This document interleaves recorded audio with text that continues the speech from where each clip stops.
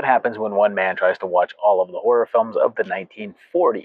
Well, we're about to find out because I'm your host, Josh Spiegel, and this is the 40s Project.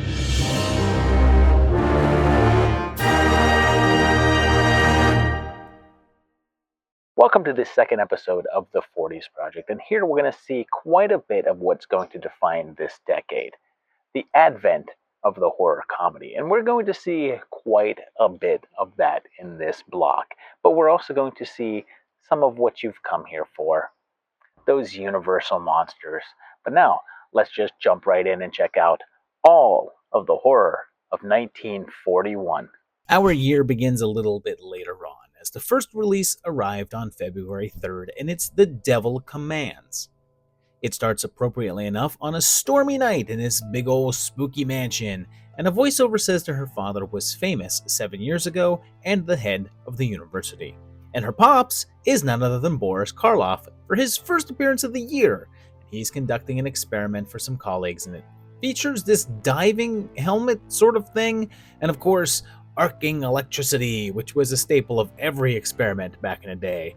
I don't know what these electric bolts are accomplishing, but damn it, they're essential. The helmet is supposed to transmit the thoughts of the wearer, and it's broken up when his wife arrives. Their daughter Anne is coming home for her 20th anniversary, but then there's a terrible car accident and Ellen is killed. Julian is despondent, and as much as Anne tries to comfort him, it doesn't work. One night, as he accidentally turns on his machine, he begins to believe that Ellen is trying to contact him through her brainwaves and wants to find a way to communicate with the dead. Everyone tries to convince him that he shouldn't, but he won't listen and seeks the advice of a spiritual medium named Mrs. Walters, played by Anne Revere, who we last saw in Double Door. He pegs her as a scam artist right away, but he also got shocked during the seance, which wasn't a part of her act. She agrees to get strapped into his device, but she doesn't have to wear the helmet. But don't fear, there is arcing electricity. But then when their experiment has some unfortunate results, their dynamic changes. And this one is from Edward Dmytryk, and this is the first we'll see of him, but he'll go on to do The Caine Mutiny, and this is another in that string of films in which you just had Boris playing a mad scientist. It looks like the working title of this film was Edge of Running Water, but also maybe The Devil Said No. Both of the titles are reported as the working title, although it was based on a novel called The Edge of Running Water by William Sloane. It got some criticism for the fact that it has Karloff, involves a scientist looking to revive the dead, a malformed lab assistant, missing bodies, and mad villagers, so there was clearly some efforts to do Frankenstein again. And this is interesting, although underwhelming, so I'm gonna give it a 3. I like what it's doing most of the time, but it's really nothing special. Its horror cultural significance is a 2, since it blends with the rest of the mad scientist Karloff stuff and isn't much talked about. Should you watch it? I guess listen to your devil and see what he commands.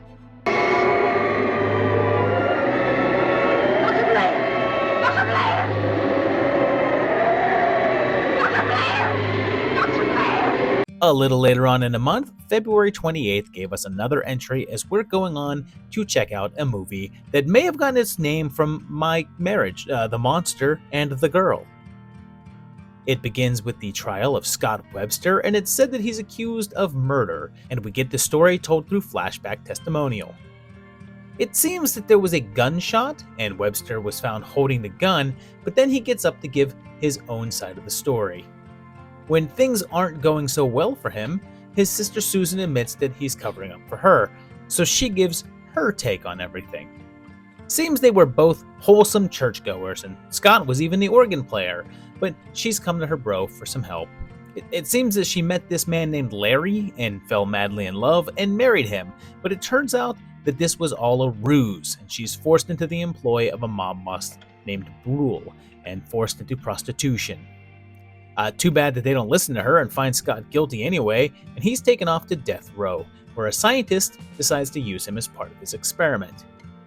The doc manages to remove his brain and place it into the body of a massive gorilla, But in a pretty unexpected plot twist, he retains his memories and heads out to get revenge on those that wronged him.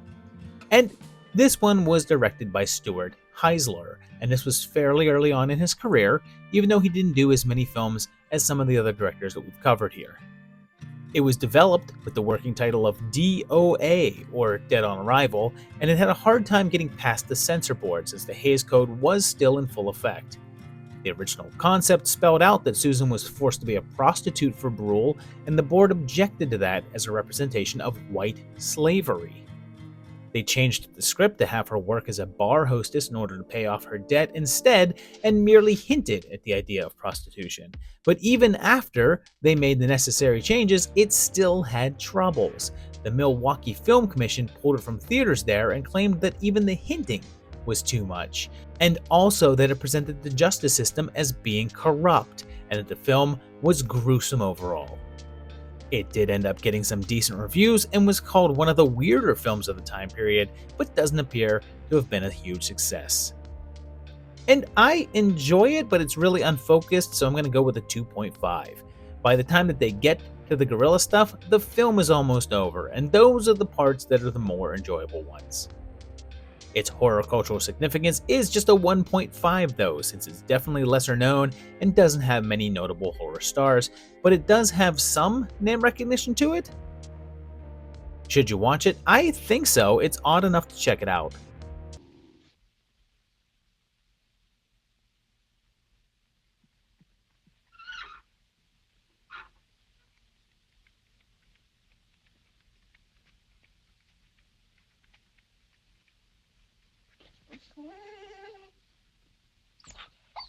Two weeks later, on March 28th, we have another entry from Universal, although not one of the Universal monsters, with Man-Made Monster. It starts with a bus accident that the newspaper says is spectacular, and let's look at it again because it is pretty spectacular.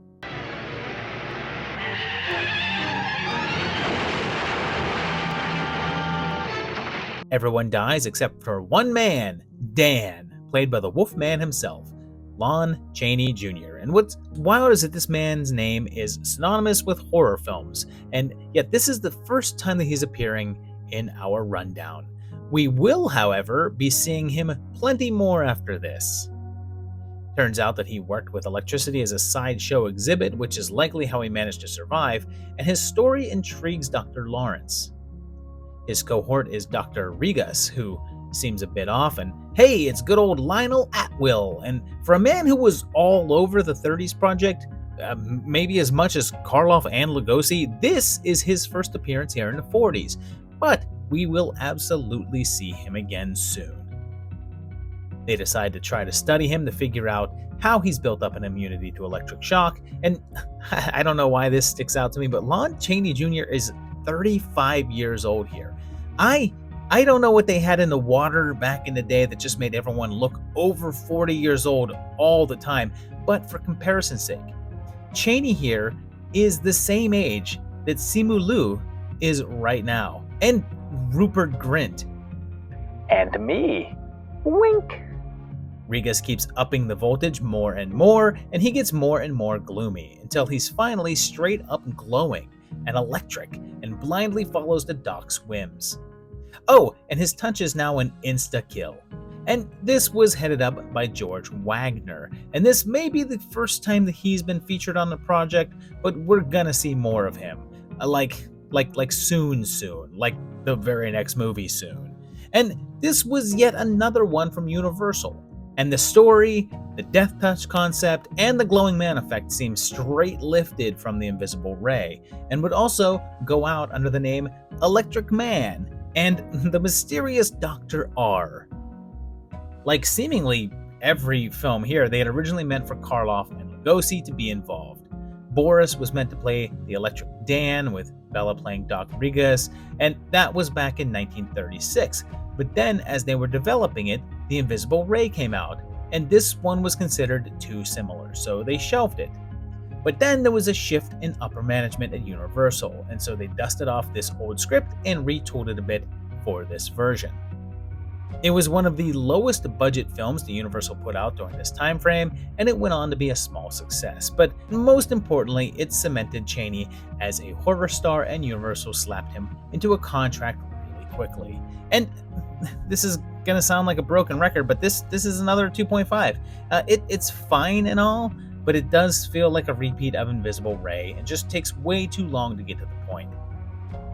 Its significance is a 2.5 as well, since it's not a well-known film and not one that's discussed much, but it's seen as the kickoff to Chaney's horror career, so it definitely has merit. Should you watch it? It's worth a look, but if you've seen Invisible Ray, you can probably skip it.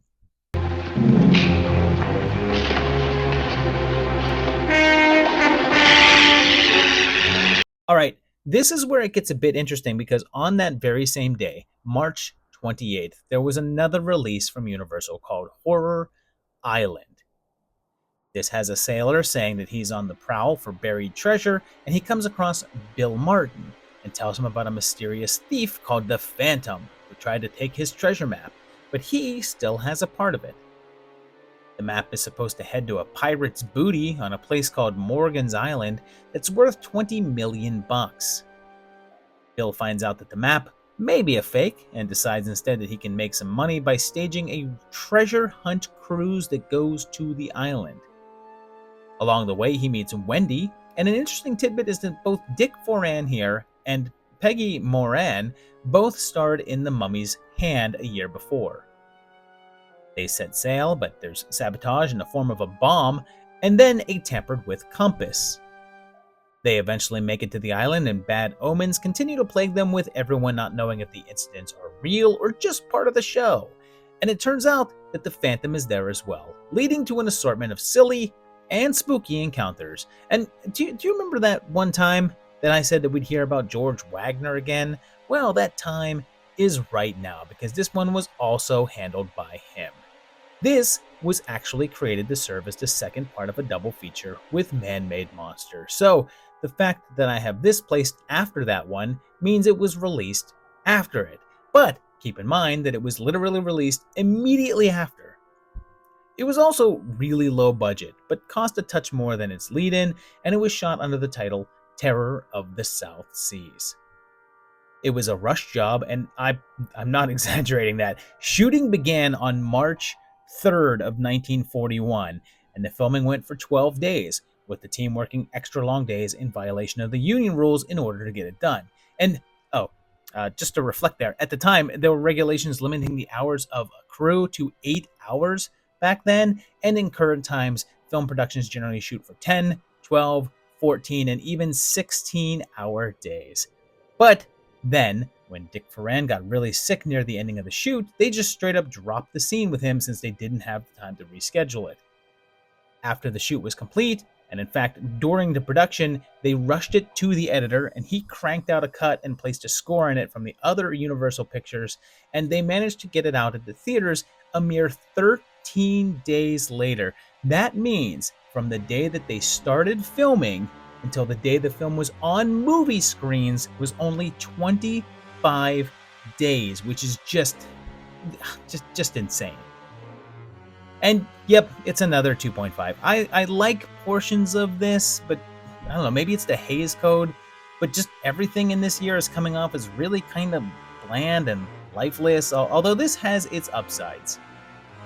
The significance of this one is only at a 1 since it's lacking any horror stars and is pretty unknown, with the most interesting aspect of it being its short gestation period. Should you watch it? Again, it's not a bad watch, but it's certainly not essential. Must have been something yet. What'd you eat? Oh, I only had some lobster and some strawberry ice cream and a couple of beers. It couldn't be that. It couldn't have been.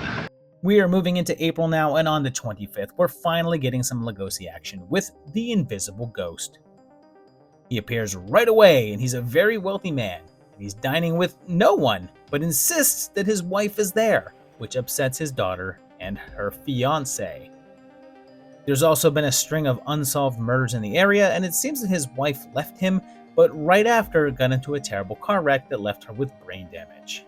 But then, Ralph has himself a jealous ex-girlfriend that's stalking him, and Mrs. Kessler wanders off and Charles catches sight of her out his window, which makes him snap and he commits murder. Unfortunately, all the clues point back to Ralph, so he's put away for the crime and sentenced to death. And what's weird is that this is the 6th film that I'm covering for this year, and it's the 3rd one that features someone being sentenced to death for murder, and of those 3, 2 of them were innocent men, and the 3rd committed the crime under mind control. It's just weird that it's that recurring of a plot point. Things get weirder when Ralph's twin brother shows up unannounced, and Charles gets that killing feeling once again. And this is a weird one from Joseph H. Lewis, another guy that was pumping out westerns and crime films in this time frame. He made 7 films in 1940 alone, although he would only dip into horror on occasion. This was by Monogram Pictures, one of the low-budget Poverty Row studios that cropped up at this time, and it was originally titled either Murder by the Stars or The Phantom Killer. By this point, Lugosi wasn't being hired by the bigger studios anymore, and he signed a contract with Monogram, and this would be the first film he did after that. What's strange is that when the film was in production, there was a news article that claimed that it was based on the murder-suicide of General Walter F. Krivitsky, and he was a real man, a former Soviet military intelligence officer, and he shot himself while in Washington, D.C. And when I say shot himself, I mean in the way that a lot of people who piss off Russia mysteriously kill themselves. But that's strange because this story doesn't really share any similarities with that at all, so it's unclear what that article was discussing. And I'm starting to feel like I'm stuck in a time loop here because this is a 2. Everything here is either a 2 or a 2.5, and this is pretty unremarkable and dull, saved only by some fun moments with Lugosi. There's just too many plot elements at once, and none of them go anywhere. Its significance is a 1.5 since it's rather obscure at this point, and with the only real aspect that makes it stand out being the presence of Bella. Should you watch it, you can skip it. There's no ghost, invisible or otherwise.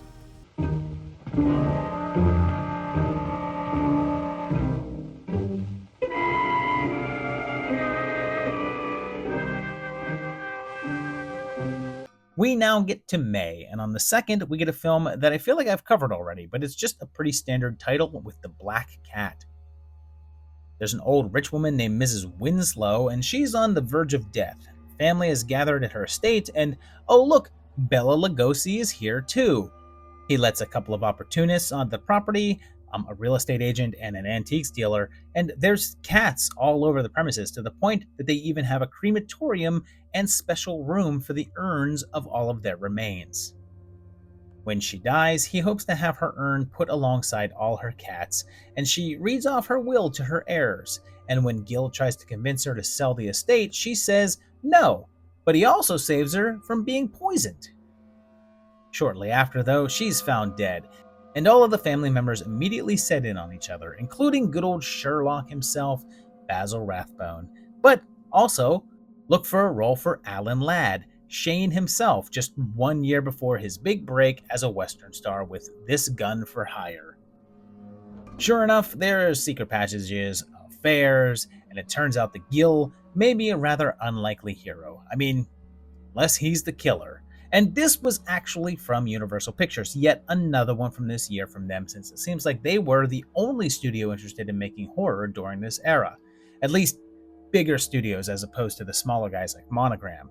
And this one was handled by Albert S. Rogel, another guy who was very active all throughout the 40s on a variety of quickies, and it seems like his reputation was for being rather harsh and regularly shouting at his cast and crew, and he was basically blackballed from the industry after being a part of a group that tried to recall the president of the Directors Guild in 1950. Even though this one is called The Black Cat and has Lugosi in it and is from Universal, it shares nothing in common with the film of the same name from 1934, also with Lugosi, and also from Universal. The concept was to cash in on the whole horror comedy craze that Cat and the Canary spawned, and they decided to have another go at the Poe story, and clearly just sort of changed everything to fit the mold of the Bob Hope film with the old spooky house and comic shenanigans. Despite that, their marketing for the film ignored the comedy and promoted it as a straightforward horror story. And this is a little step up, so I'm going to go with a 3. I guess I liked the vibe a little bit more than the others, but it still feels pretty standard and blends in with a bunch of the other films from the era. But this one has cats, so 3. Its horror cultural significance is a 2, since it's one of the least known films with this title, but has Rathbone, Lugosi, and Ladd in it, so it earns a bit of extra cred. Should you watch it? It's worth a look. Did I mention that there's a cat? More than one. Stand back, everybody. It's time to head back over to the UK for a film that was released there on May 5th, and even though it had a London premiere back in March, it wouldn't arrive in the US until 1947, and it's The Ghost Train. There's an express train headed cross-country, and someone pulls the emergency cord and to run back and get his hat, and I'd be pretty ticked off if I was on a speeding train and some dick halts the entire thing and pauses our trip just because he couldn't hold on to his damn hat. Well, people are mad at him, and he's interested in the lovely Jackie, tries to win her over with a series of goofy shenanigans. When Teddy, Jackie, Jackie's fellow Richard, and a few other people have to change trains, they're surprised to find out that the last train is already gone, and they'll have to find some place to go. Since it's raining, they insist on staying in the station overnight, which they're warned is haunted, and the station agent tries to convince them to leave, but they will not. And you may say to yourself, well, that's their fault then for not listening. But look, the amount of places in my life that I've been told were haunted, if I'd left every single one of them, I would have nowhere left to go. Everyone says that everywhere is freaking haunted if they've so much as heard a single sound there. Well, it seems like here, a long time ago, they missed the bridge, and a train carrying a full load of people crashed into the river, and ever since, there's a ghost train that can be heard, and if you see it, you die. Just a short while later, the station agent turns up dead, seemingly a victim of the train, and later, a woman arrives and claims that someone is after her, which kicks off some suspense and intrigue, and since this was 1941, Nazis. And this is by Walter Ford, a British director, and this was the first that we've seen him here. And based on his somewhat limited filmography, this will likely be the last that he'll be covered. It seems as if the concept was cooked up in an actual train station, as Arnold Ridley, the film's writer, was in a strange area that echoed the sounds of the engine. And it would often sound like one was coming, but none would show up, like a ghost train. At first, Ridley made it into a play with the same name, and that's what's being adapted here as well. That came out in 1923, and this was the third version of the story to be on film, although it's the only one that still remains fully intact and is not lost in any way. It's got some nice reviews and was compared favorably towards the earlier versions, saying it was the best adaptation of the lot. And it's pretty decent, so I'll go with a 3. Again, there's way too much setup here, and the more interesting stuff is at the station, but that doesn't kick in until the movie's more than half over. Its significance is just a 1, since this is very much unheard of and doesn't have any name recognition to American horror audiences. It may be ranked higher in its home country, but not so much here. Should you watch it? It's likely worth a ride on this train. Got my hat. Cause of all the trouble. See you at Calais. We now jump later on in the month as we go later into May now, and on May 14th, we got a look at King of the Zombies. This kicks off with an airplane lost in the middle of a big storm and in trouble with gas, and they decide to land on a nearby island and crash, so Bill Summers and his valet, Jeff, are forced to team up with the pilot to find shelter. They locate an old spooky house and are greeted by Dr. Miklos Sangre, played by Henry Victor, who we last saw all the way back in 1932 in Freaks. He's a bit odd and denies the existence of a radio broadcast that they thought that they had heard, and tells them a ship will be around in 2 weeks. They can catch a ride. And in the meantime, they settle in. Turns out there's zombies on hand, and keep in mind, this is still classic zombies, so not exactly revived Romero corpses. There's a woman there that also claims to be the doctor's niece, but also seems to be hiding something. They make Jeff go into her servants' quarters, which of course leads to a bunch of comic relief, but then there's ghosts as well. And I guess I should point out that James and Bill have no issues sharing a bed. Like, this is a giant mansion with tons of room, but they have to sleep together. Or do they? They then have to figure out what's happening here and what the devious Dr. Sangre is really up to. And the director here is Jean Yarbrough, who we last saw last year with The Devil Bat, but likely won't see again for a while since a good portion of his filmography is more crime and comedy than horror. It was created with the intentions of having Bela Lugosi play the role of Sangre, since Yarbrough had worked with him on The Devil Bat, but he wasn't available, so they started to talk to Peter Lorre about it, but that didn't pan out, likely due to money reasons. Since The Cat and the Canary and The Ghostbreakers were both hits, everyone was now trying to infuse their horror flicks with a touch of comedy, so they played up the humor here, mainly by casting Manton Moreland and a consistent comic relief.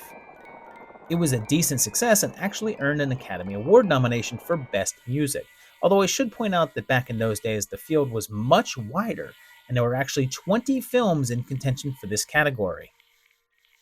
It lost to Bernard Herrmann's All That Money Can Buy, which also beat out Citizen Kane that year.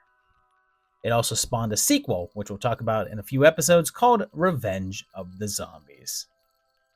And this is also a 2.5 because it's pretty dull, but that ranking went up dramatically due to Moreland, who carries this entire film on his back and steals every scene that he's in. Its significance is a 2 since it's not well known, but it did get an Oscar nomination and was one of the few zombie-oriented films in this era. Should you watch it? Perhaps. Moreland is fun to watch, but the rest of it, not so much. Move over, boys. I'm one of the gang now.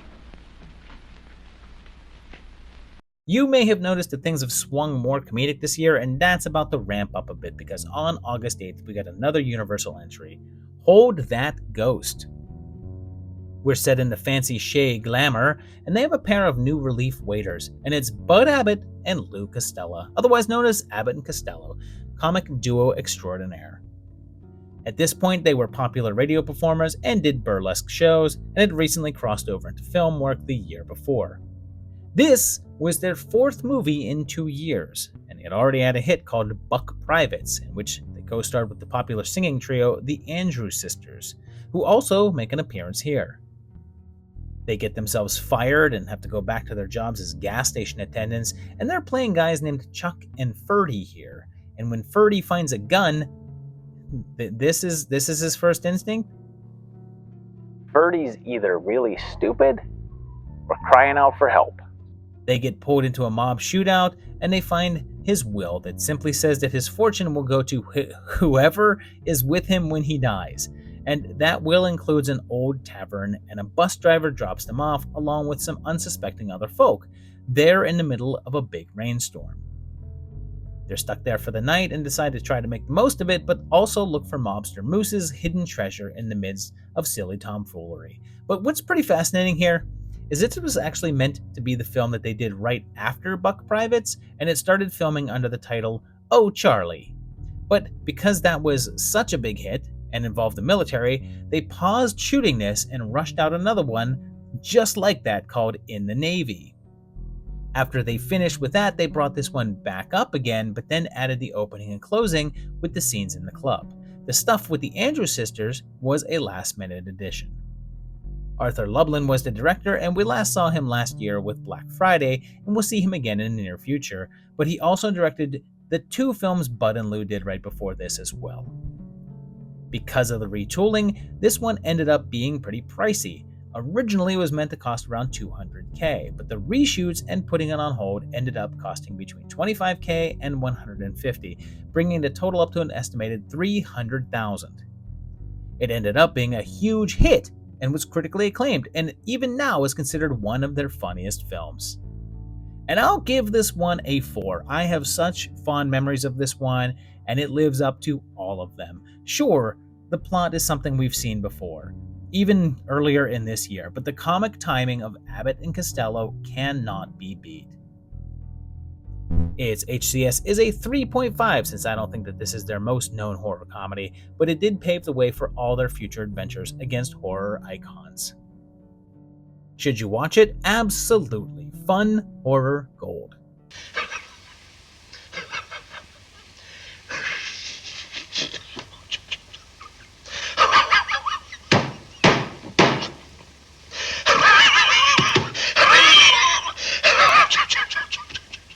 A few days later in New York City on August 12th, a film premiered that would then get a wider run in September, and it may sound familiar because it's Dr. Jekyll and Mr. Hyde. And I've already covered a version of this in the 30s Project and did another one in the first episode of the 20s Project. So I'm starting to feel like there's an attempt in every decade. We have yet another Henry Jekyll, and this one is none other than Spencer Tracy himself. And he's far more aggressive in his opinions than other versions that we've seen. And he's trying to separate man's good and evil natures. And just like in the 31 version, this Doc is engaged, and his future father-in-law disapproves of his experiments and once again encounters a woman named Ivy and helps her out. However, due to the restrictions of the Hays Code, this Ivy is no longer a prostitute and instead works as a barmaid. And, oh yeah, is also Ingrid Bergman of Casablanca, and like an insane amount of other things. The Doc finishes his formula and tests it on himself, and in lieu of a transformation scene, we get some surreal dream imagery where Jekyll is whipping naked women like horses. He transforms into a somewhat more low-key Hyde, but is able to take an antidote to reverse the effects. And I got so wrapped up in Ingrid Bergman being here that I forgot to mention that Jekyll's fiancée, Beatrix, is Lana Turner. So in terms of star power, this movie's bigger than anything else this year so far. After transforming again, Hyde tracks down Ivy and attacks her, eventually keeping her as his captive. And yes, this story is mostly pretty similar to those that had gone before. And that's because, as opposed to being considered a new take on this book, it was billed as a remake of the 31 version. This one was handled by Victor Fleming, and by this point he had already directed The Wizard of Oz and Gone with the Wind, so he was a big-name director, and he had MGM buy the rights to the Paramount version to do this. They decided to do the transformation as more low-key with minimal makeup, with the intentions of stressing the psychological differences between the good and evil sides as opposed to a physical one. And this was considered a major release, as it had a budget of $1.1 million, and considering that the previous take had earned an Oscar, there were some high hopes here. Unfortunately, it was given a so-so welcome from critics, with the harshest takes being about Tracy's performance and the similarities to the 31 film. Tracy even criticized himself, later saying that it was by far his least favorite of the movies he had done, and calling his own performance awful. The movie was profitable though, and did quite well, and was even nominated for 3 Oscars, with cinematography, editing, and music, although it didn't win any. And I like this, but not as much as the earlier takes, so it's a 3.5. I like that it gets deeper into Hyde and Ivy's whole thing, but it often just feels like the toned down version of things. Its significance is a 3.5 since it's a major story, even though it's not the most famous of them, but it has Tracy, Bergman, and Turner in it. Should you watch it? Yes, I mean, even if you've seen this story before.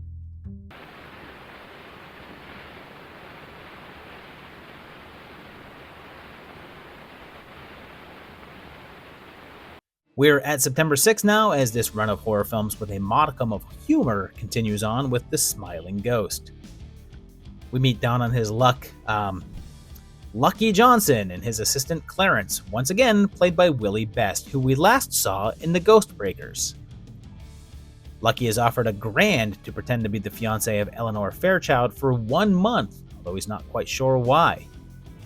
She's played by Alexis Smith, and this is a somewhat early role for her, but her career stretched all the way into the 90s, and she was even a recurring character on Dallas.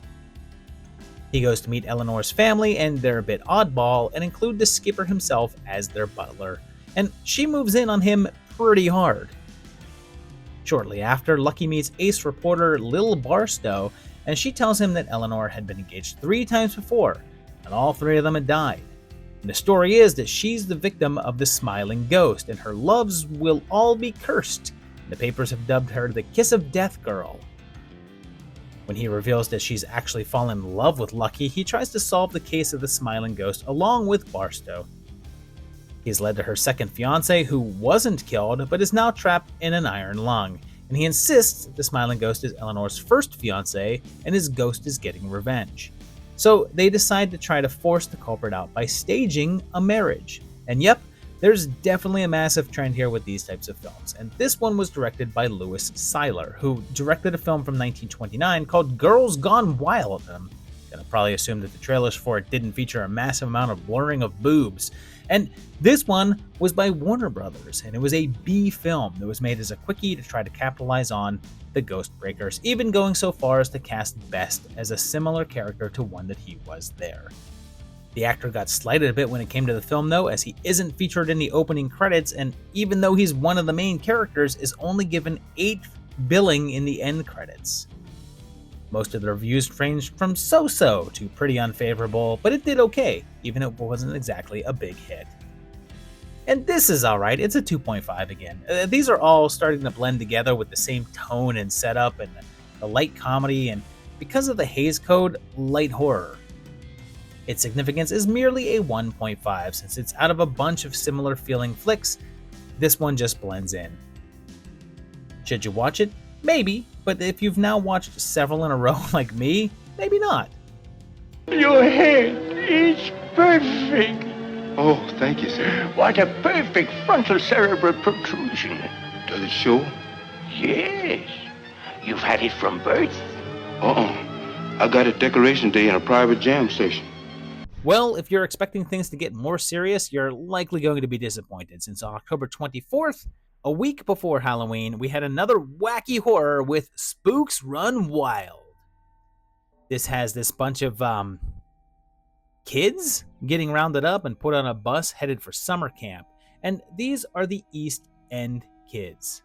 They were a popular group of comedy characters that were featured in a total of 22 films between 1940 and 1945, and this was the 7th film in their run. Basically, they were supposed to be a group of local bad kids, and their lineup would change from film to film. This one had characters known as Muggs, the leader, Danny, Glimpy, Skinny, Screwno, and Pee-wee.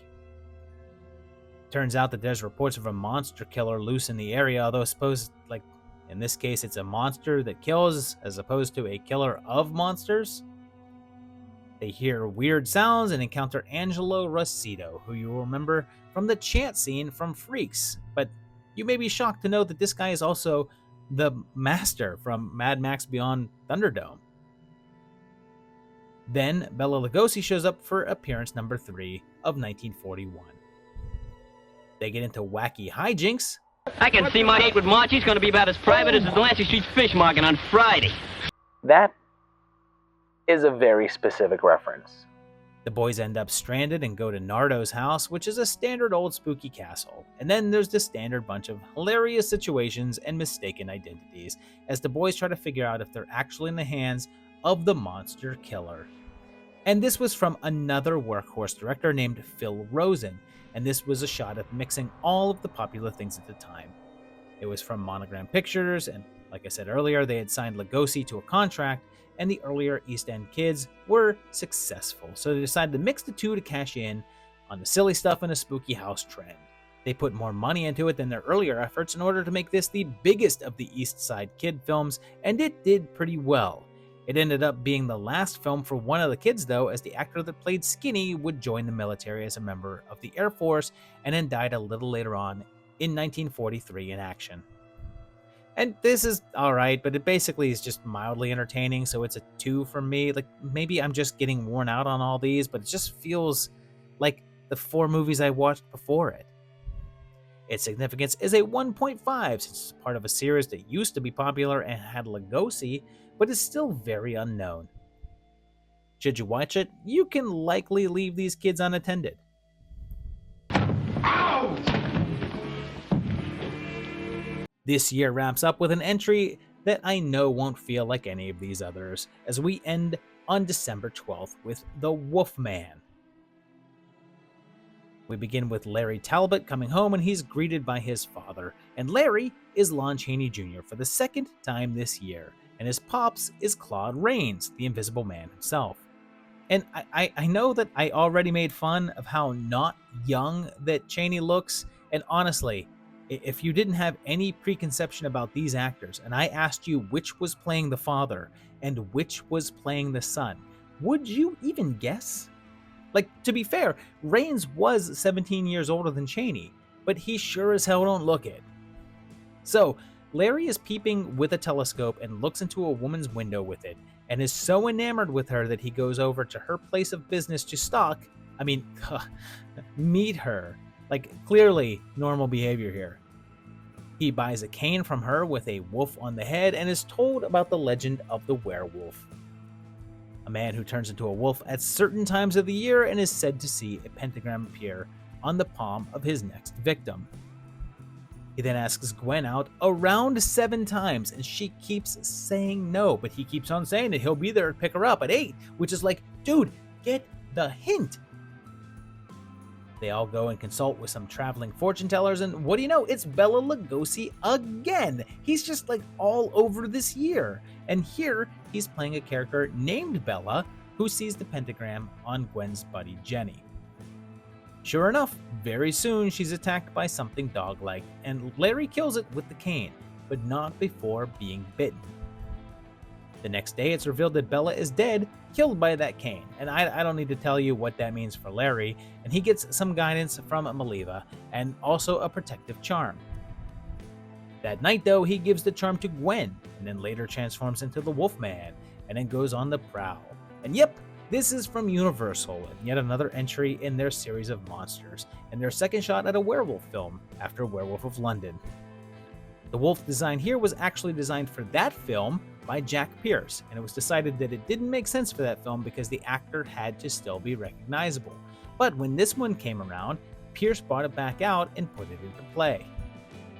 Lugosi really wanted the main role and campaigned hard for it. They had originally wanted Karloff to do it, but Cheney was hired based on the strength of his success in Man-Made Monster. The budget was fairly hefty at $180,000, and the director again was George Wagner. And it's likely that he was the one that recommended Cheney since they worked together on Monster. It was a hit and was also critically acclaimed and injected some new life into the Universal slate, which had steered more towards sequels in this time frame. Of course, it itself would get sequels, all starring Cheney again, and eventually got a remake with Benicio del Toro in the lead role, and currently has a new take scheduled for 2025. And this is great stuff. I'm gonna go with a 4 here. It's moody and atmospheric, and I love the father-son subplot. It's not as inventive as some of the earlier monster entries, but it's still really enjoyable. Its significance is a 4.5 though, since it's the werewolf movie that all the rest would emulate, with the exception of adding the full moon stuff. It could have been a 5, were it not for it being the second attempt at the tale. Should you watch it? That's a howling yes.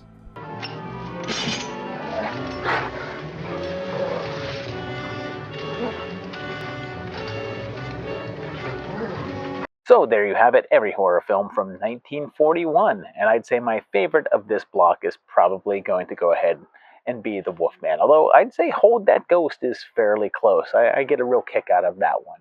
Let me know which of these down below is your favorite. Let me know which of these you've seen, which of these you'd now like to see. Tell me that down below. I want to hear it. Also, if you enjoyed the video, hit the like button. If you enjoyed the project, hit the subscribe button so you know when new episodes come out. And check out my Patreon page at patreon.com/movietimelines and help support this channel and keep it on going, because we are just chugging right through the 1940s, and we're going to move on to the next year in this very next episode of the 40s Project.